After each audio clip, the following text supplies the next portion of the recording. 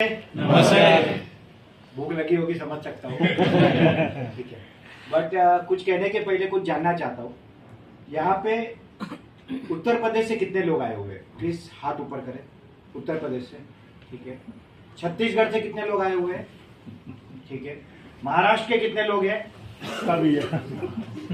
और कोई स्टेट से कोई आया हो जो मैं नाम भूल गया हो, ऐसा कोई है? और गुजरात। गुजरात। Welcome sir. हाँ, डबल स्वागत करूंगा। आप भी है सर। और माने सर ने जैसे क्या इंडिया से कितने लोग आए हुए? सब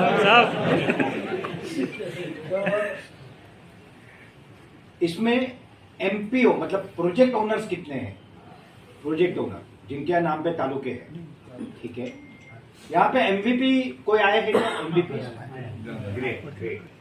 और बाकी मेरे मानने के हिसाब से सारे channel partner BDA, senior BDA, बाकी सब लोग हैं, ठीक है।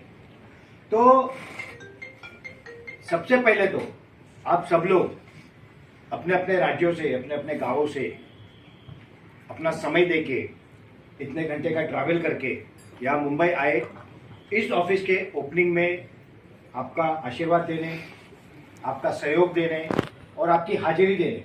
तो इसलिए आप सबके लिए सबसे पहले जोरदार तालियां बजाएं। मित्रों, यहाँ पे प्राइम बीडीए नाम की बलाएं बैठी है। ये प्राइम बीडीए क्या है? ये प्राइम बीडीए वो रास्ते हैं 12, यहाँ पे कुछ लोग आज नहीं आ पाए हमारे। प्राइम बीडीए वो 12 रास्ते हैं जो जाके एक ही मंजिल को मिलते हैं, और वो मंजिल है एमसीएल। यस। आप लोगों को लगता होगा ये टीम अलग अलग है या अलग अलग है, करेक्ट है, अलग अलग है, मगर आके एक ही मंजिल को मिलते हो। और जब मंजिल को मिल जाते हो यानी आप एमसीएल में आ जाते हो, उसके बाद यहाँ पे कोई टीम नहीं है। We are one family, that is MCL family. यहाँ पे एमसीएल की जैसे मैंने बताया कि 3 ऑफिस है। हमारी ऑफिस है पार्ला में, सर की थाना में है, हमारे मालवनकर सर की दादर में है, और सर ने आज ऑफिस खोली है यहाँ पे।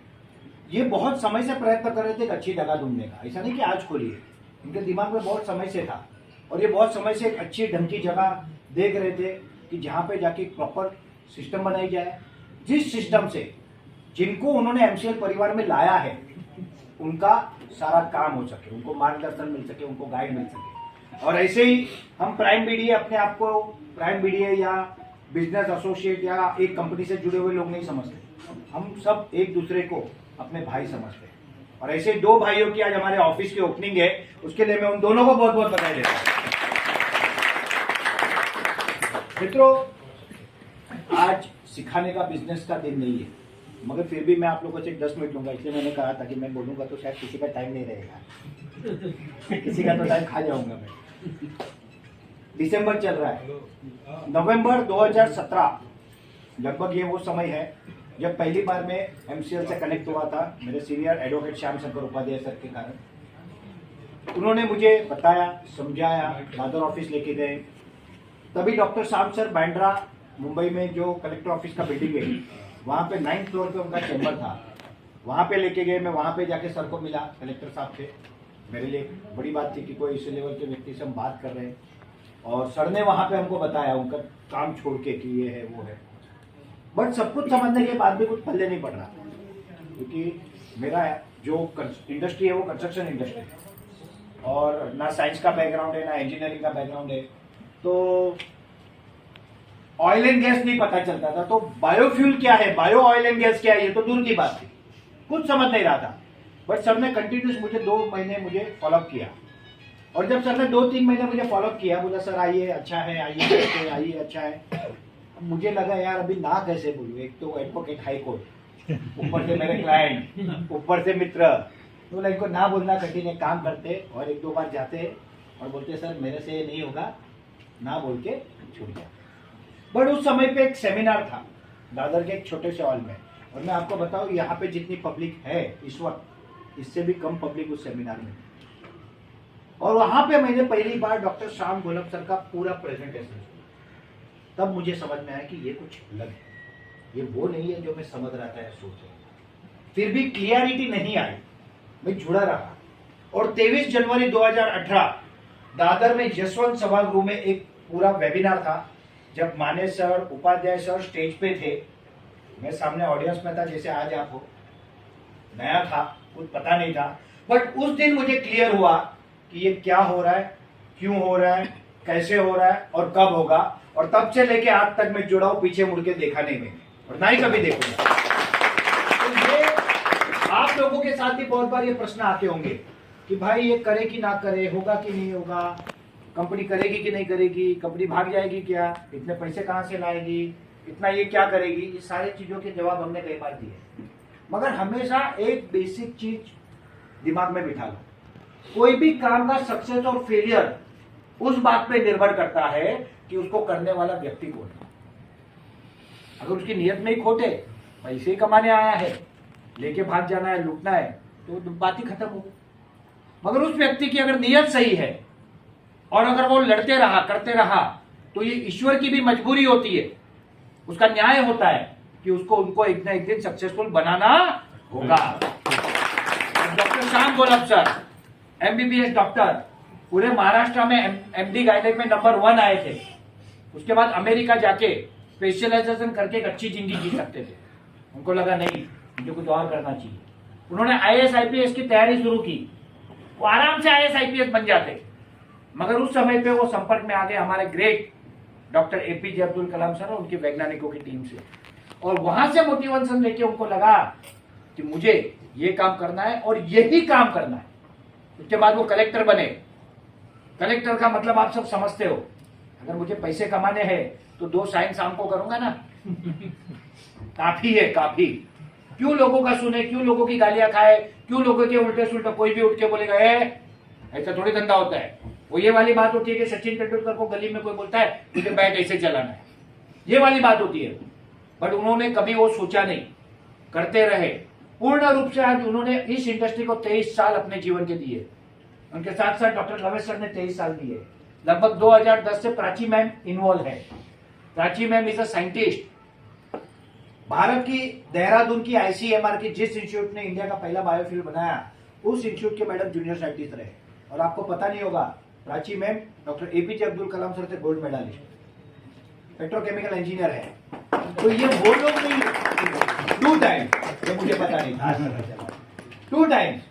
तो आप सोचो, ये वो लोग नहीं है जो बिजनेस करना है, पैसा कमाने आए। डॉक्टर श्याम घर, आज मैं श्याम सर नहीं है तो बोलने की हिम्मत कर रहा हूं, नहीं तो मैं नहीं बोलता। दादर में हाउसिंग बोर्ड का एक बिल्डिंग था। उस बिल्डिंग के बाद एक महिला, यहाँ पे मेरी माताएं बहनें बैठी है, यहाँ पे एक महिला बिंदी चूड़ी ये सब बेचती थी, क्योंकि अपना घर चलाना था, बच्चों को पढ़ाना था। और वहां पे एक छोटा सा बच्चा आता था और वो बच्चा उनको मदद करता था। तभी उस ऑफिस में लाल बत्ती में गाड़ियां आती जाती थी कलेक्टरों की, वो देखता था। और तब उस बच्चे ने निर्णय किया कि एक दिन इसी ऑफिस में, इसी लाल बत्ती की गाड़ी में मैं जाऊंगा, और वो कोई और नहीं, doctor Shyam Golab sir.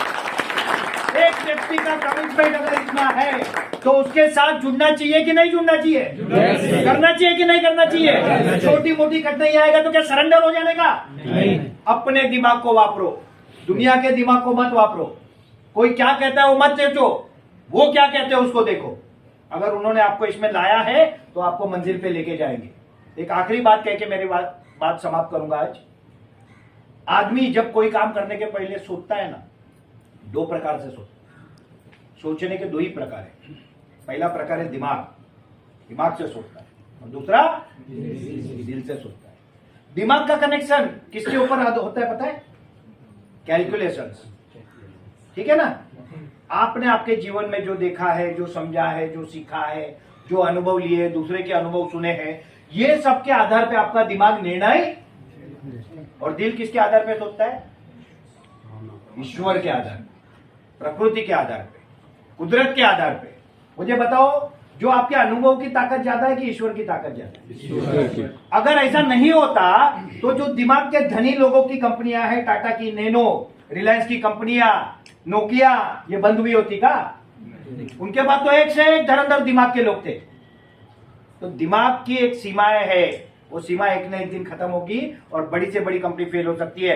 But दिल से अगर निर्णय किया है ना, तो ईश्वर के साथ कनेक्शन, और ईश्वर से बड़ी कोई शक्ति पूरे विश्व में नहीं है। और अगर आपने दिल से निर्णय किया है तो आपका स्वागत है MCL में। दिमाग से किया है तो घर पे चले जाओ, मत आना MCL में। एमसीएल योद्धाओं की टीम है, एमसीएल एक विजन है। छत्रपति शिवाजी महाराज भारत के देवत है, सिर्फ महाराष्ट्र के नहीं है। हम उसको देवता मानते हैं। क्यों? क्योंकि वो क्या एक राजा के परिवार में हुए थे, इसलिए। राजा के परिवार में तो हर राजा में बेटे हुए, बेटियां हुई, सब हुआ। मगर छत्रपति शिवाजी महाराज, महाराणा प्रताप, झांसी की रानी लक्ष्मीबाई, ये नाम क्यों लेते? ये नाम इसलिए लेते कि उन्होंने कुछ करके दिखाया था। छत्रपति शिवाजी महाराज जब 16 साल के थे ना, तब उन्होंने पहला किला जीता था। उसके पहले बचपन में उन्होंने सपना देखा था कि मैं ऐसे ऐसे हिंदू स्वराज्य की स्थापना करूंगा, मेरा राज्याभिषेक होगा और ये सब होगा। जब उनका राज्याभिषेक हुआ रायगढ़ किले पे, तो वहां पे 2 बहुत बड़े बड़े हाथी थे।